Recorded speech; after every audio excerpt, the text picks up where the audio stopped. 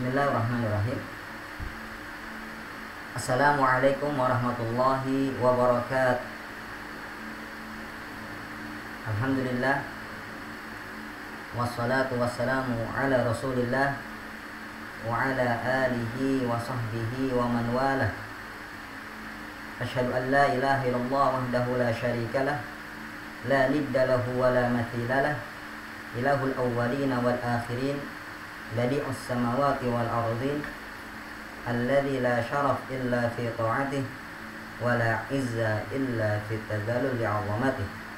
Wa asyhadu anna Muhammadan abduhu wa rasuluh wa safiyuhu min khalqihi wa khaliluh, al-mab'uts bid-dinil qawim, al-mursyid ila siratil mustaqim, arsalahu Allahu rahmatan lil alamin wa hujjatan 'alal khalaiqi ajma'in.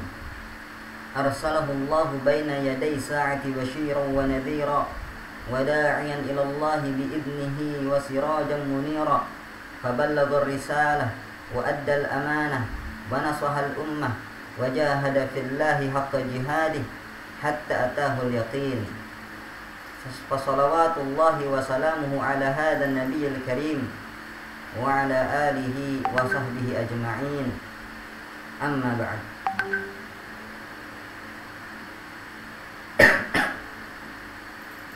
Alhamdulillah, marilah kita memuji kepada Allah Subhanahu wa ta'ala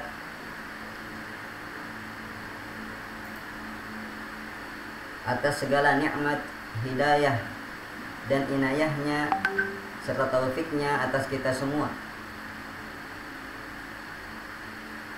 Oleh karenanya, tidak ada kata yang lebih patut kita ucapkan di awal perjumpaan ini melebihi pujian dan syukur kita kepada Allah Subhanahu wa ta'ala Rabbil alamin. Yuk bersyukur kepada Allah Subhanahu wa ta'ala dengan hati kita, yaitu dengan mengakui semua nikmat ini datangnya dari Allah semata. Yuk bersyukur kepada Allah dengan lisan kita, yaitu dengan memperbanyak pujian dan syukur kepadanya. Yuk bersyukur kepadanya dengan perbuatan kita, yaitu dengan menggunakan semua nikmat Allah dalam ketaatan, kebaikan, dan hal-hal yang diridhai oleh Allah Subhanahu wa ta'ala. Itulah 3 tonggak mengenai syukur kepada Allah Subhanahu wa ta'ala. Yang pertama, asyukru bil jinan, syukur dengan hati. Yang kedua, asyukru bil lisan, syukur dengan lisan. Yang ketiga, asyukru bil arkan, yaitu syukur dengan perbuatan kita. Janganlah kita mengingkari nikmat yang Allah berikan kepada kita bahwasannya itu hasil usaha kita semata. Tidak. Kita yakini dengan hati kita, nikmat ini datangnya dari Allah. Allah berikan kepada kita, dan ini merupakan sebuah kelebihan dari Allah Subhanahu wa ta'ala dan rahmatnya untuk kita semua. Jangan seperti Qarun yang mengingkari nikmat ini datangnya dari Allah. Dia tertipu dengan kepiawaiannya, kepintarannya. Ketika diingatkan dengan nikmat Allah, dia katakan innama utituhu ala ilmin indi. Aku diberikan nikmat ini adalah karena ilmuku, karena kepiawaianku, kepintaranku. Apa akhirnya yang terjadi adalah dia ditenggelamkan oleh Allah Subhanahu wa ta'ala. Inilah kebenaran dari firman Allah Subhanahu wa ta'ala, la in syakartum la azidannakum. Kalau kalian bersyukur, maka niscaya kalian akan kami tambahi nikmatnya. Akan tetapi jikalau kufur, inna adzabi lasyadid, bahwasannya azab Allah sangatlah pedih. Mumpung nikmat ini ada dalam diri kita, ada pada rumah kita, kendaraan kita, ada pada keluarga kita, syukuri, niscaya bertambah. Tapi kalau kita kufuri, niscaya musnah. Ujian yang lain yang sering kita lalaikan dari nikmat Allah adalah kita pergunakan salah Yang mana nikmat Allah berikan kepada kita, kita belanjakan di tempat-tempat yang salah. Kita gunakan dalam hal-hal kemaksiatan, minimal kesia-siaan yang tidak mendatangkan ridha Allah dan cinta Allah Subhanahu wa taala. Oleh karenanya, di pertemuan ini mari kita mulai dengan mensyukuri nikmat Allah ini. Yang mana Allah Maha Ar-Rahman Ar-Rahim.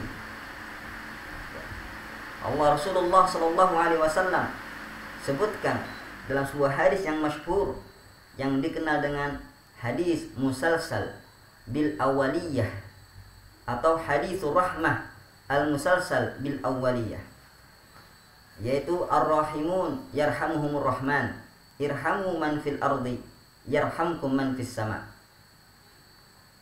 Sesungguhnya orang-orang yang penyayang itu akan disayang oleh Allah Subhanahu wa taala yang Maha Penyayang.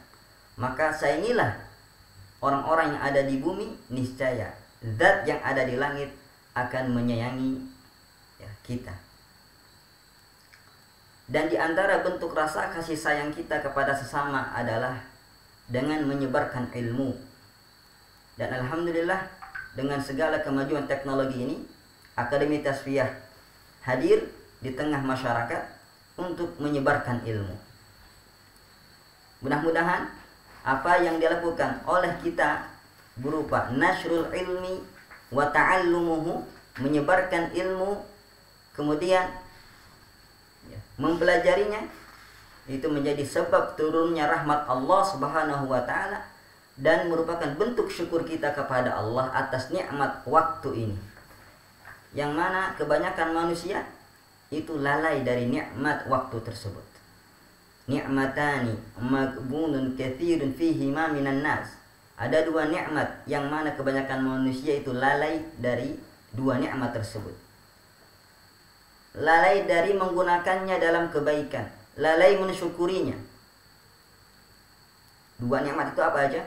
Yang pertama, as-sihah, kesehatan. Yuk, mumpung masih sehat ada dalam badan kita, kita belajar. Dan yang kedua al-farad, yaitu waktu luang.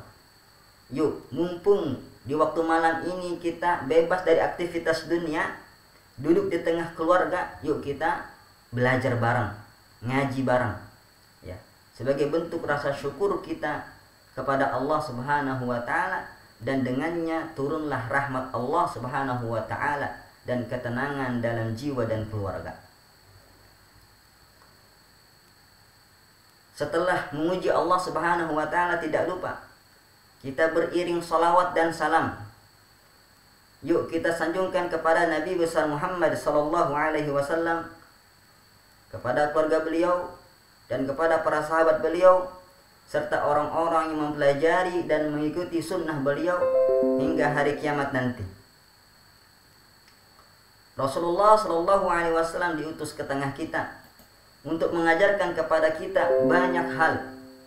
Bagaimana mentauhidkan Allah, bagaimana menyembah Allah, bagaimana bermuamalah dengan sesama.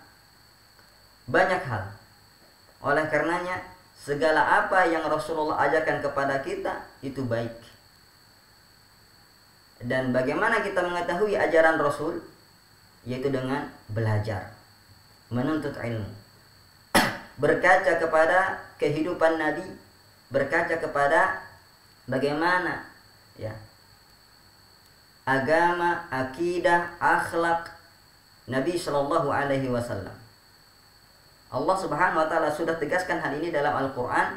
Laqad kana lakum fi Rasulillahi uswatun hasanah. Telah ada pada diri Rasulullah suri tauladan yang baik. Tentunya ketika Allah memuji bagaimana Rasulullah sebagai suri tauladan yang baik, untuk apa? Agar kita mengikutinya.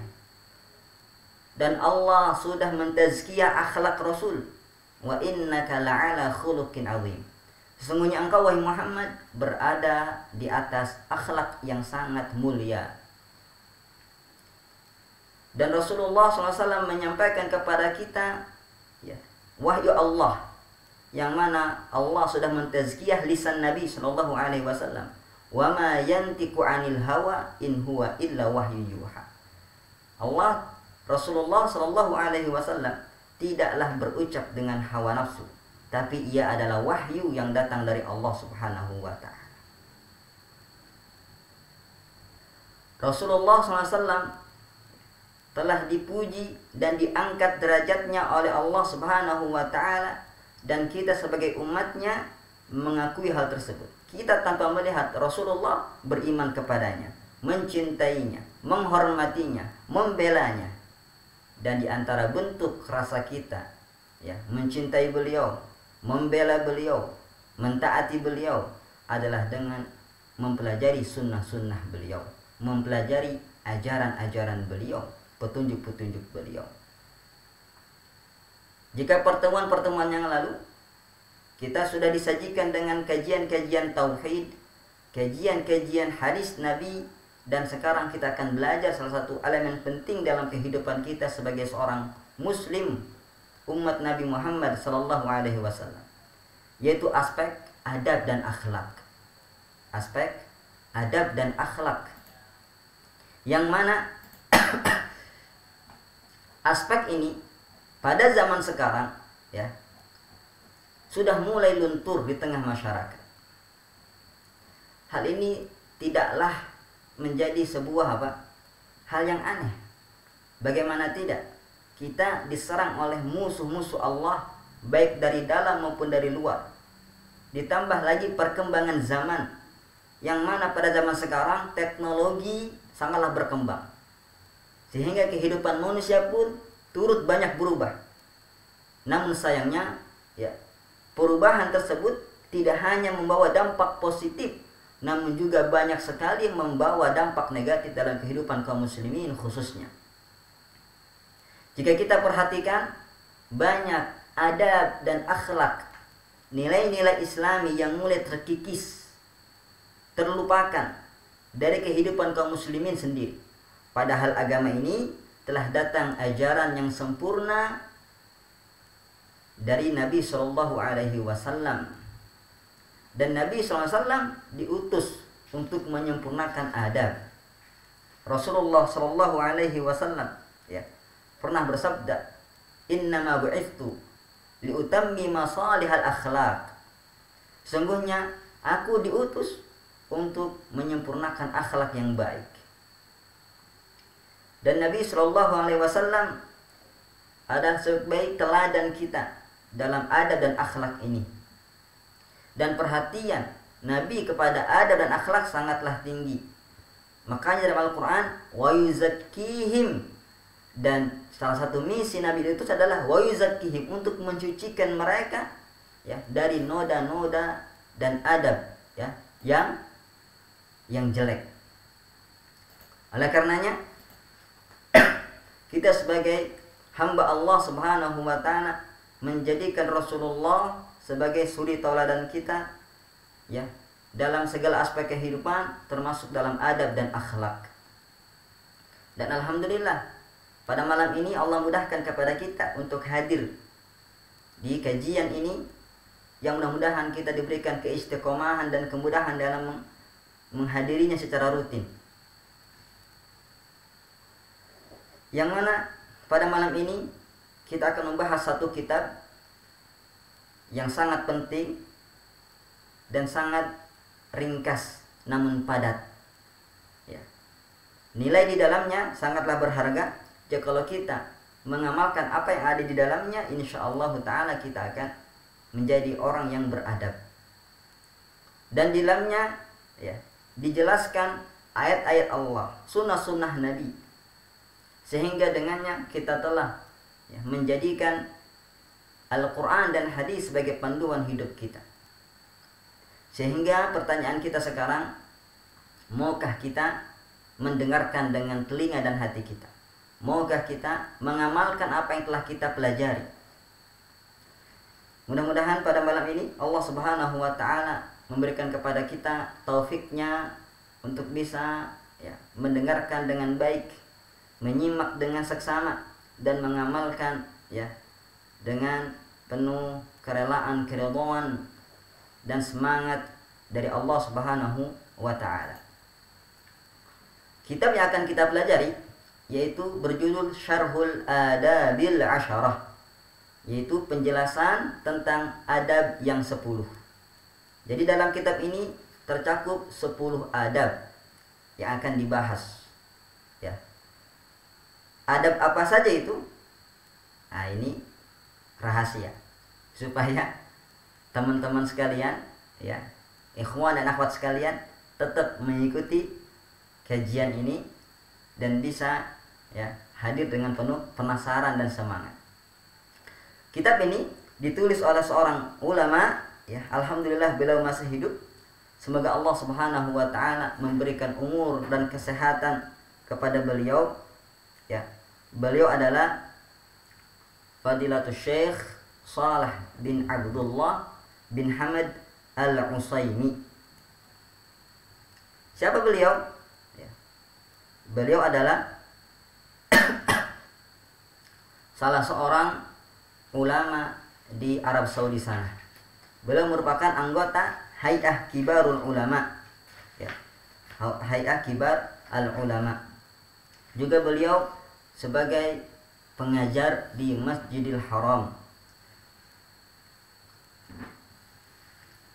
Dan beliau ini terkenal dengan apa? Dengan kedalaman ilmunya. Sehingga beliau dikenal sebagai seorang muhaddits dan sebagai seorang musnid, pakar hadis, dan memiliki banyak sanad. Dan beliau juga dikenal sebagai penulis yang sangat produktif. Ini merupakan salah satu karya beliau. Tulisan beliau, ya, singkat padat, sejenis matan. Ada juga karang-karang beliau yang panjang. Tapi yang menariknya adalah beliau menulis kitab-kitab ringkas yang dikenal dengan mutun ilmiah. Dan di mana nanti beliau syarah, jelaskan, dan ajibnya, ya, syarahnya ini memakai apa? Memakai ucapan beliau langsung ditulis. Jadi istilahnya apa? Imla, diimla, bukan tulisan tangan. Tentunya ketika kita menyampaikan dengan lisan kita dalam menjelaskan sebuah kitab, tidak sama dengan cara kita menulis. Betul tidak? Tentunya lebih rapi tulisan. Tapi Masya Allah, walaupun beliau imla, ya, beliau bacakan syarahnya, sampaikan syarahnya dengan lisan, tatanan bahasanya, ya, sangat rapi, seperti tidak ada bedanya dengan tulisan. Kemudian bahasanya yang tinggi juga, sehingga kalimatnya singkat tapi mengandung makna yang padat. Dan beliau memiliki, ya, kegiatan ataupun program-program yang sangat bermanfaat, ya, yang sangat mendukung kepada thalabul ilmi untuk belajar, tahsil ilmi, yang sering diadakan rutin, ya. Kemarin baru saja diadakan secara online.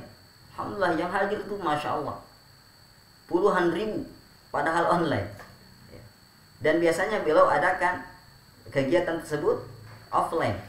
Tapi karena wabah corona, semoga Allah segera mengangkatnya, beliau adakan secara online. Baiklah, tanpa memperpanjang muqaddimah, marilah kita mulai membacakan kitab beliau. Dan insyaallah ta'ala kita akan, ya, berusaha menerjemahkan dan menjelaskan, ya, isi kandungan kitab tersebut dengan penjelasan yang singkat biidznillah tabaraka wa ta'ala. Bismillahirrahmanirrahim.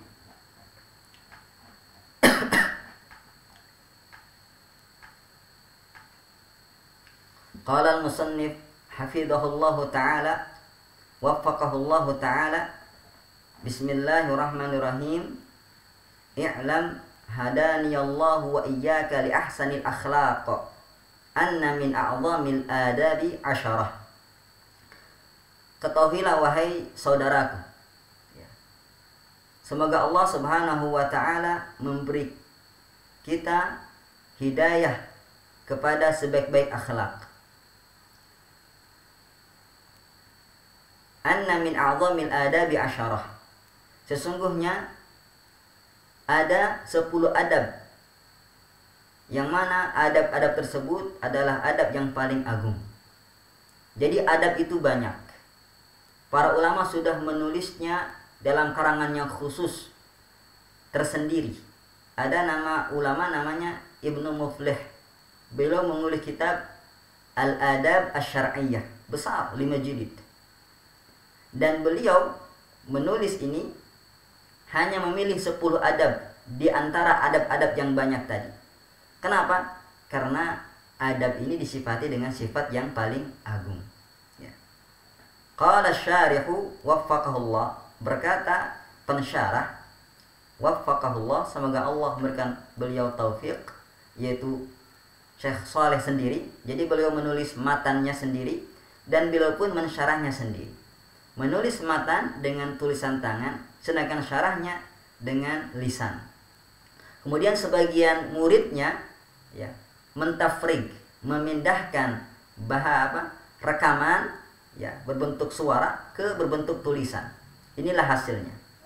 Jadi apa yang dibacakan ini adalah hasil rekaman kajian beliau ya di salah satu program beliau terhadap kitab ini.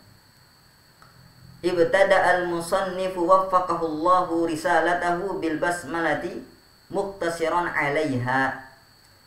Penulis memulai tulisan ini ya dengan mengucapkan basmalah.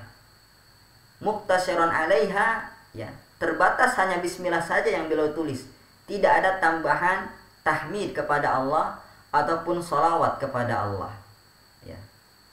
Alasannya apa? Ittiba'an lil waridi fi sunnatin nabawiyyati fi mukatabatihi wa rasailihi sallallahu alaihi wasallam ilal muluki wat tasanifu tajri majroha.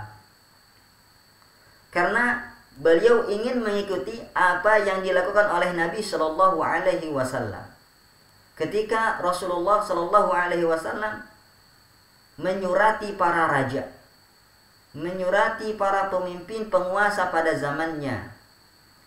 Kita kenal dalam sejarah ya, Rasulullah sallallahu alaihi wasallam mensurati beberapa raja yang terkenal yang berkuasa pada zamannya, seperti ya Hiraqal, pemimpin atau raja Rum, Kisra, raja Persia, Muqawqis ya, raja Mesir, dan lain sebagainya banyak.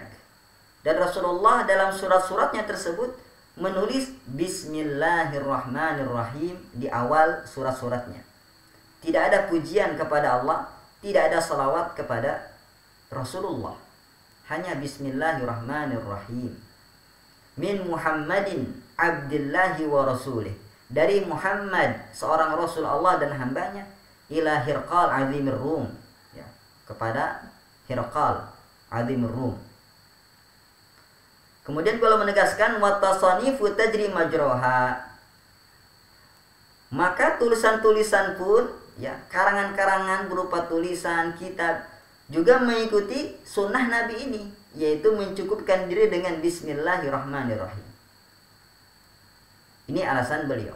Di sana ada alasan yang lain ya, yang tidak disebutkan oleh beliau dan disebut oleh ulama-ulama yang lain, yaitu apa? Karena dengan menyebut Bismillahirrahmanirrahim itu sudah cukup.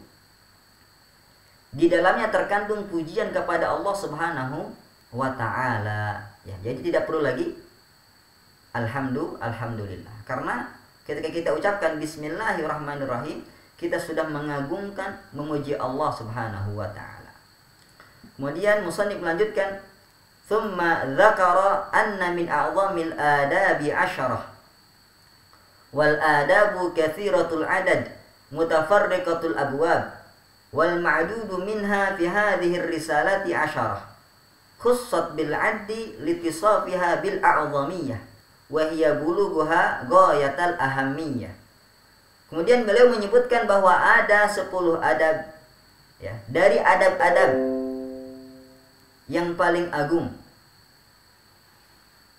Dan sungguh adab itu jumlahnya banyak dan juga bab-babnya banyak. Akan tetapi yang beliau sebutkan dalam kitabnya ini hanya 10. Kenapa hanya 10? Karena ya 10 adab ini memiliki sifat a'dhamiyah, keagungan. Apa itu keagungan? Yaitu yang terkandung di dalamnya urgensi dan nilai-nilai yang sangat berharga dan mencapai puncaknya. Wa wusifatil adabu al-asharatu al-madhkuratu fiha bi annaha min a'dhamil adabil amrayn. Kenapa 10 adab ini dikatakan sebagai adab-adab yang paling agung? Kenapa disifati sebagai adab yang paling agung? Karena ada 2 hal, ada 2 sebab. Beliau sebutkan ahaduhuma, yang pertama al-i'tina'u biha syar'an, karena syariat sangat memperhatikannya. Fadalailu syar'i mutakatsiratun fi bayanil ahkamil muta'alliqati bitilkal adabil asyarah, yang mana banyak sekali dalil-dalil syar'i baik dari Al-Quran maupun hadis yang kita temukan membahas penjelasan tentang 10 adab ini. Bukan yang lain berarti itu tidak ada, tapi kita temukan banyak sekali dalil-dalil syar'i membahas, membicarakan dan menyinggung tentang 10 adab ini. Nanti kita akan temukan kebenaran dari ucapan beliau ini. Mari kita ikuti terus kajian kitab ini.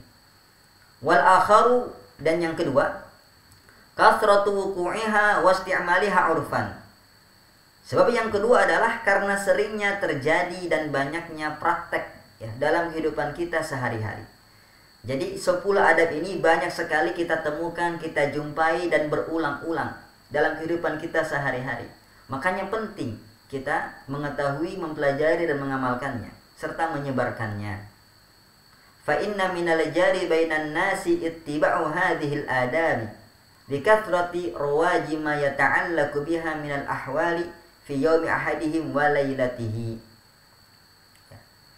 Maka hendaklah kita dalam kehidupan kita sehari-hari mengamalkan adab-adab ini, karena seringnya bersentuhan langsung dengan kehidupan kita di siang hari maupun di malam hari. Jadi aktivitas kita, lingkungan kita, siapapun kita pasti akan mengalami hal-hal ini. Dimanapun kita hidup, insya Allah kita akan menemukan 10 adab ini sangat sering kita jumpai dan kita lakukan tanpa adab, kan? Makanya mudah-mudahan setelah belajar ini kita bisa mengamalkannya. Kenapa? Karena sesuatu yang sering kita jumpai dan kita amalkan, maka akan mudah teringat dan menjadi kebiasaan. Wal adabu jam'u adabin wa huwa ma humila syar'an aw 'urfan. Kemudian Syekh menjelaskan definisi adab. Karena judulnya tadi apa? Syarhul adabil asyarah. Jadi bagus kita mulai dengan definisi apa itu adab. Jadi adab adalah bentuk jamak dari adab, dari kata adab. Ini bahasa Arab. Artinya apa? Ma humida syar'an aw 'urfan, yaitu segala sesuatu yang terpuji baik secara syariat maupun secara adat. Jadi secara syariat ini dipuji, dan secara adat di kita pun di masyarakat itu juga dipuji. Jujur misalkan, nggak mungkin ada masyarakat mengatakan jujur itu tercela, kan? Kemudian makan memakai tangan kanan, itu nggak ada satupun orang mengatakan apa itu tercela, pasti terpuji. Menutup aurat itu terpuji, nggak mungkin yang bagus, yang benar adatnya akan mencelanya ketika orang menutup aurat. Fal mahmudatu syar'iyyah wal 'urfiyyah tusamma adaban wa haqiqatuha hisalul khair. Maka semua hal yang terpuji secara syariat maupun adat disebut adab. Dan hakikat dari adab adalah hisalul khair, yaitu segala perangai watak yang baik. Kemudian wa yusamma al-mutahalli biha muaddaban wa yusafu bi annahu dzu adabin. Dan orang yang berhias dengan adab-adab tersebut, yang mengamalkan adab-adab tersebut disebut dengan muaddab, orang yang beradab. Dan juga disifati dengan apa? Orang yang beradab, dzu adab, orang yang memiliki adab. Makanya kita sering dengar, oh anak ini ya, memiliki adab yang baik. Oh, anak ini beradab dengan adab yang baik. Ya, ada pujian masyarakat seperti itu. Wa wajhu na'tihi bidzalika ijtima'u khisalil khairi fihi. Dan kenapa disifati dengan hisalul khair, dengan segala perangai yang baik? Karena di dalamnya terkumpul kebaikan-kebaikan, perangai-perangai yang baik dalam adab tersebut. Jadi seorang disifati dengan zu adabin atau mu'addab karena di dalamnya terkumpul perangai, watak, dan adab yang baik. Dzakarahu Ibnu Qayyim fi Madarijis Salikin. Dan hal ini telah dijelaskan, disebutkan oleh Ibnu Qayyim dalam kitab fenomenal beliau Madarijus Salikin, ya, fi manazili iyyaka na'budu wa iyyaka nasta'in, ya. Itu nama lengkap kitab beliau. Yang mana kitab ini menjelaskan, ya, tentang adab, ya, tentang tazkiyatun nafs, yaitu kitab syarah terhadap kitab karangan Al-Imam Al-Harawi, ya, rahimahumallahu tabaraka wa ta'ala. Wal aslul wathiqul ladzi tubna alaihi al-adabu amran, ya. Dan timbangan yang paling kokoh dan timbangan yang paling pokok, yaitu adalah ketika adab, ya, dibangun di atas dua perkara. Jadi adab yang baik itu adalah adab yang ditimbang dan yang dibentuk oleh dua hal. Yang pertama, ahaduhuma al-ahkamu syar'iyyah, yaitu hukum syariat, wal akharu al-a'raful mar'iyyah. Yang kedua itu adalah kebiasaan dan adat. Fataratan yustamaddul adabu min dalilis syar', wa taratan yustamaddu al-adabu min da'il 'urf. Terkadang adab itu diambil dari dalil-dalil syariat, Al-Quran, hadis. Dan terkadang adab diambil dari uruf, adat kebiasaan masyarakat. Tentunya masyarakat yang bagus urufnya, ya, bukan yang sudah rusak kebiasaan mereka. Wan naz'u min hadainil mawridaini huwa asfal mawaridi fi ta'yinil adab wa bayani ma yata'allaqu biha. Maka, ya, dua sumber ini merupakan sumber yang paling jernih, yang paling murni untuk, ya, menentukan adab yang baik. Jadi kalau mau mencari adab, belajar adab, maka ambillah dari dua sumber ini. Dan penjelasan terhadap apa yang terkait, ya, dalam masalah adab juga diambil dari dua sumber ini. Wahuma sabiqani lima akabba alaihi nasu bi akharatin mimma istahsanuhu min ta'alifi ahli syarqi wal gharbi awil gharbi min ghairil muslimin wasammauhu burtukula au itikita au ghairi dhalika min al asma'il lati ja'aluha lahu. Dan dua dasar pokok ini adalah sebaik-baik timbangan dan sumber dalam mencetak dan membentuk adab karakter, ya, agar seseorang itu memiliki adab dan akhlak yang agung.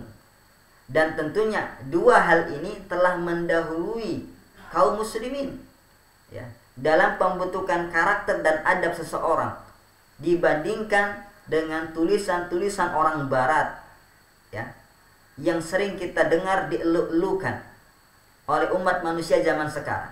Jadi mereka menyangka bahwasanya adab-adab ini itu yang membuat adalah orang-orang barat, ya, orang-orang timur. Tidak.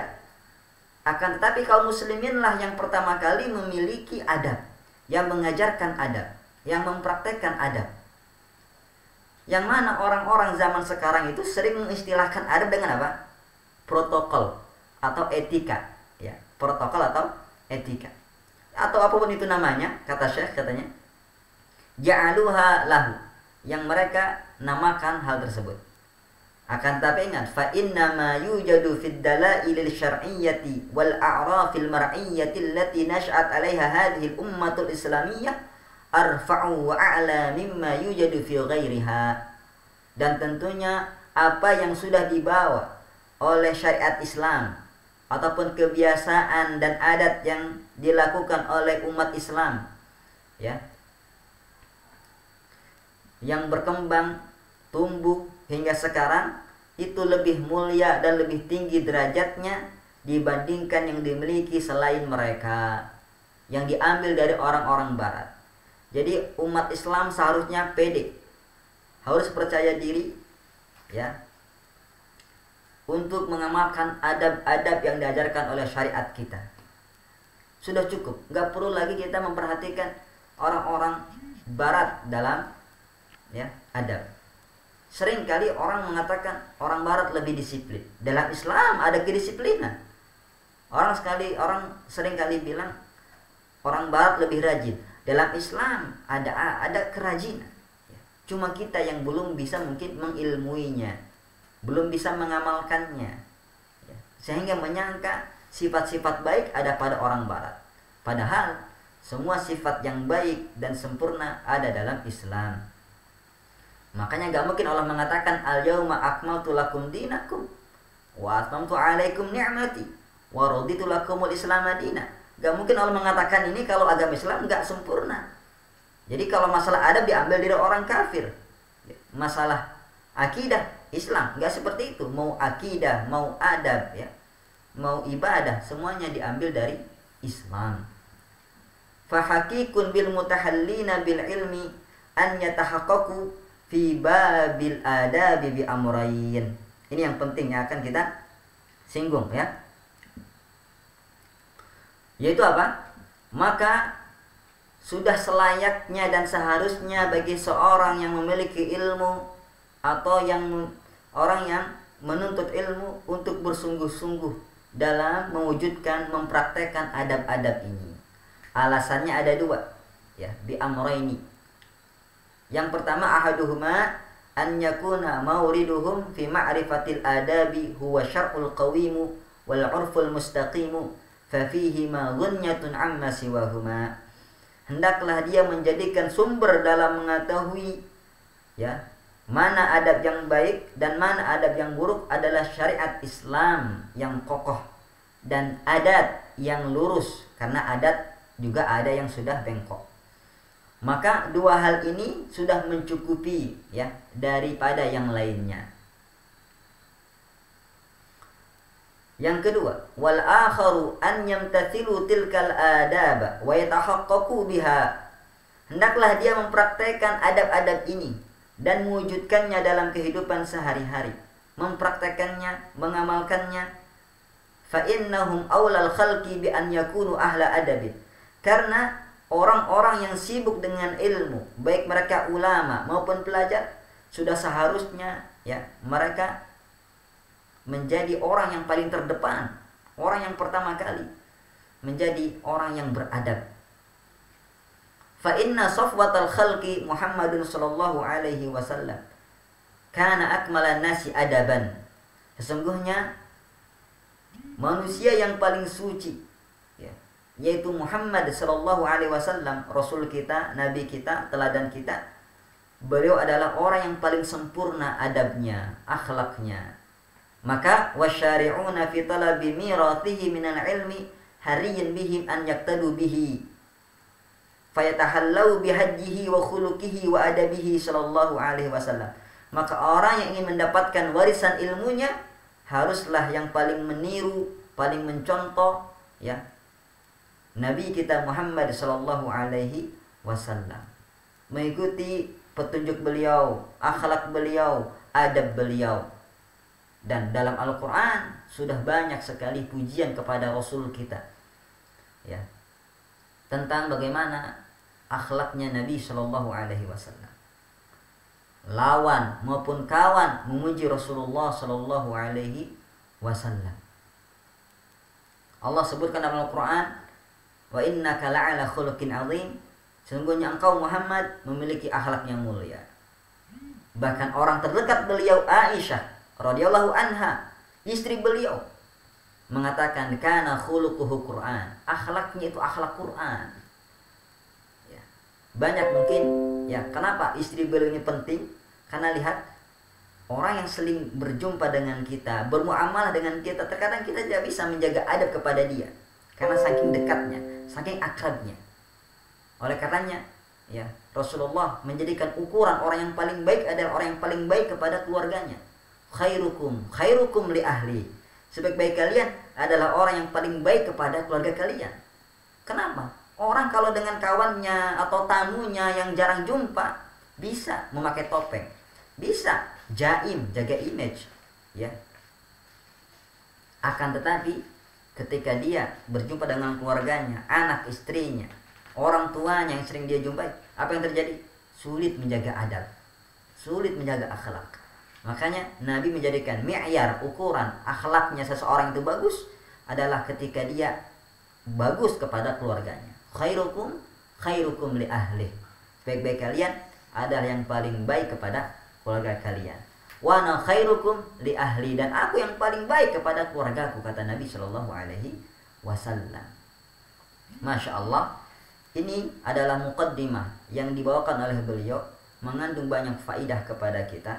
Hendaklah kita, ya, sebagai talibul ilmi mendahulukan adab daripada ilmu. Banyak ulama salaf kita sangat perhatian kepada adab ini, ya. Sering kita lalai dalam masalah adab dan akhlak. Para salaf terdahulu mengarahkan murid-muridnya untuk mempelajari adab dahulu sebelum belajar, ya, sebelum kita mencari ilmu. Imam Malik rahimahullah ta'ala pernah berkata kepada seorang pemuda Quraisy, ta'allamil adab qabla an tata'allamal ilma. Pelajarilah adab dahulu sebelum engkau pelajari ilmu. Kenapa sampai para ulama itu mendahulukan mempelajari adab? Karena diantara faidahnya adalah dijelaskan oleh Yusuf bin Al-Husain. Beliau berkata, bil adabi tafham al-ilma. Dengan adab engkau akan mudah mempelajari ilmu. Karena keberkahan yang akan menaungi kita. Ilmunya berkah jika kita beradab kepada guru kita.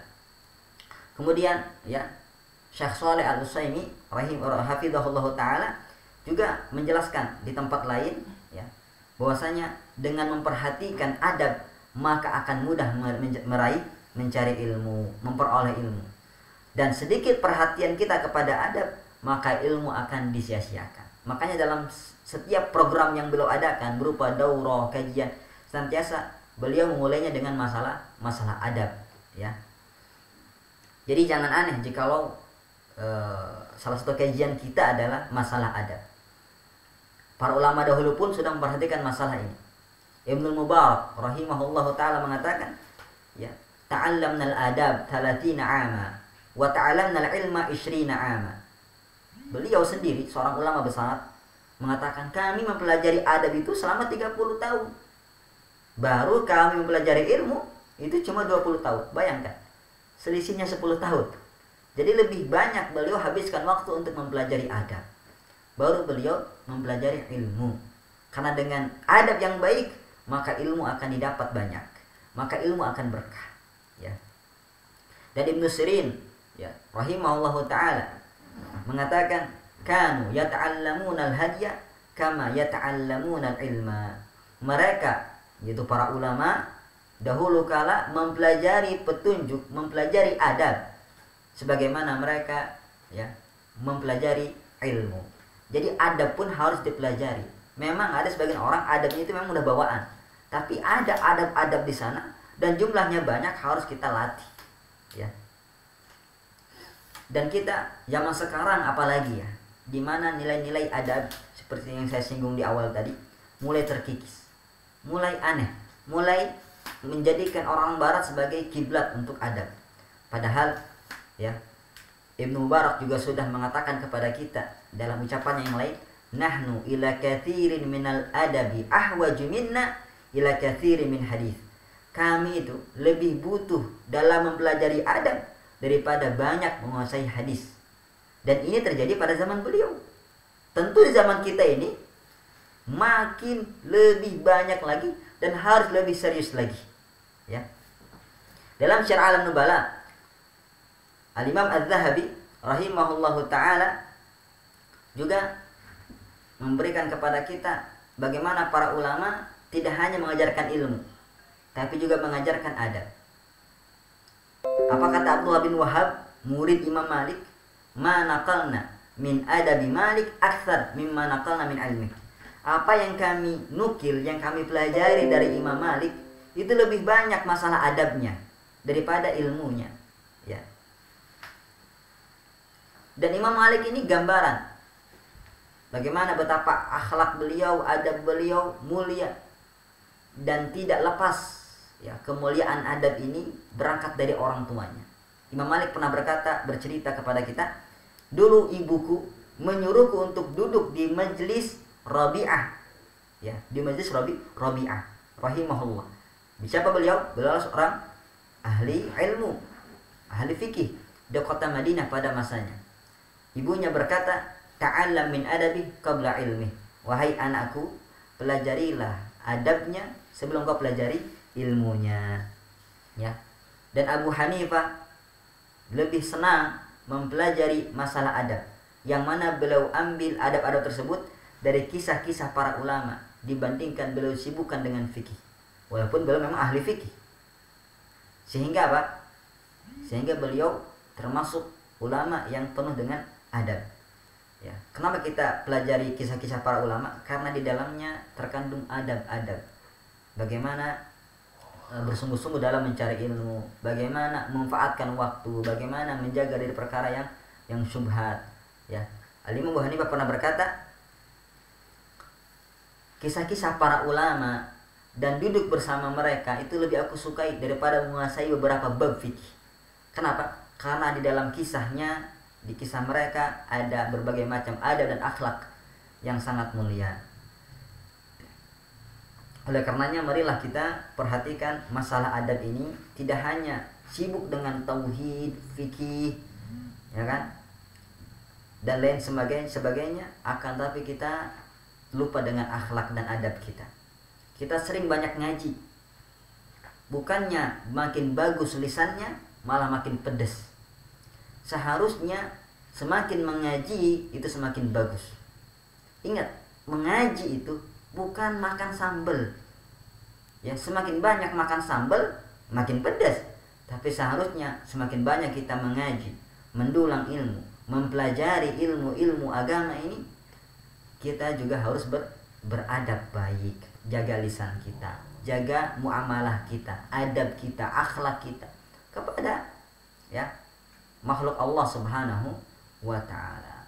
Dan cukuplah ajaran agama Islam ini terkandung di dalamnya adab. Oleh karenanya, ya, ana wasiatkan kepada diri ana dan kepada para pengajar, para guru, untuk senantiasa menyisipkan apa yang ada dalam pelajaran mereka, walaupun itu tauhid, walaupun itu fikih, tentang adab. Ya, dan kita sebagai pelajar, sebagai murid, hendaklah mengambil dari guru kita bukan hanya ilmunya, ambillah adabnya, akhlaknya.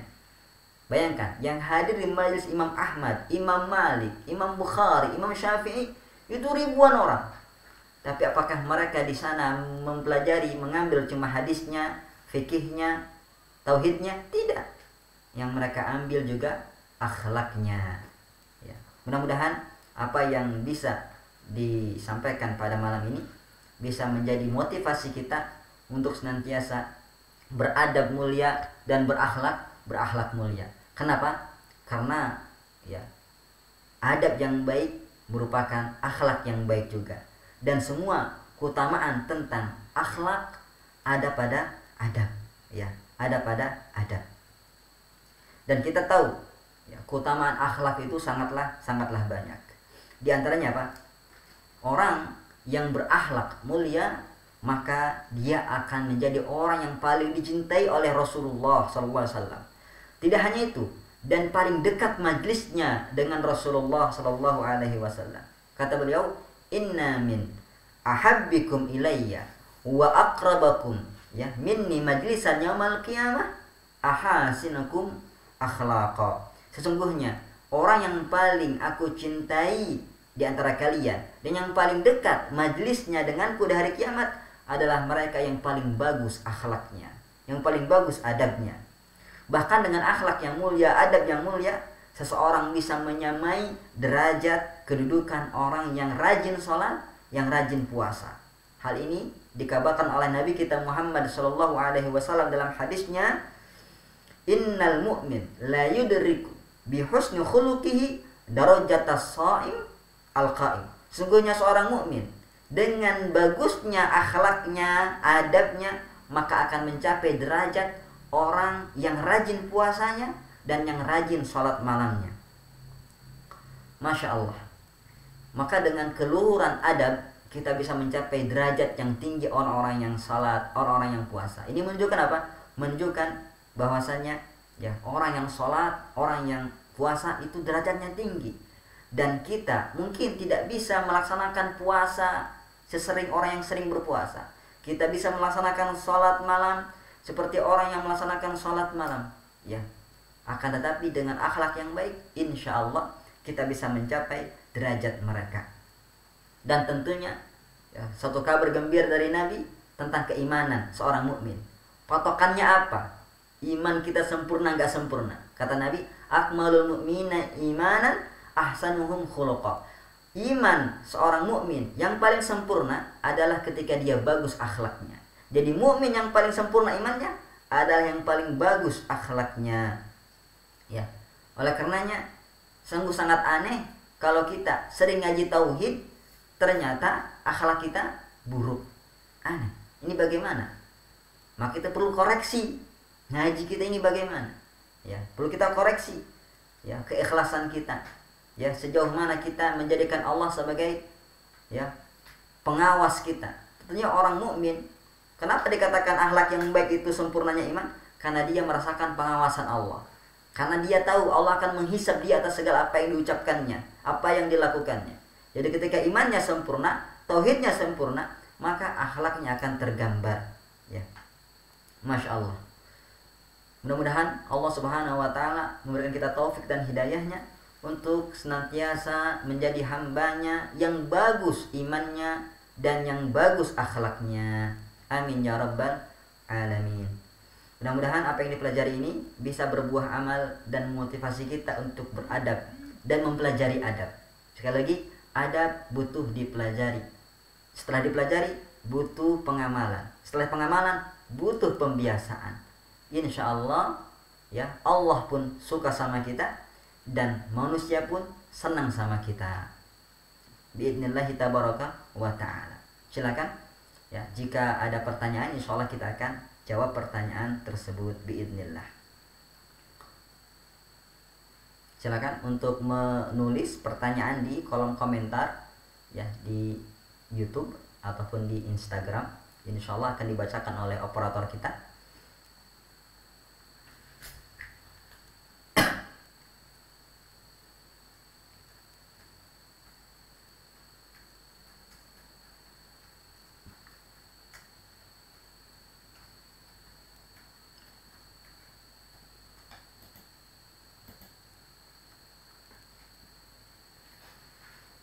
Insyaallah kajian kita ini ada di pekan keempat ya untuk adab, ada di pekan keempat. Jadi ya silakan diingat-ingat, ditulis jadwalnya ya, ditulis jadwalnya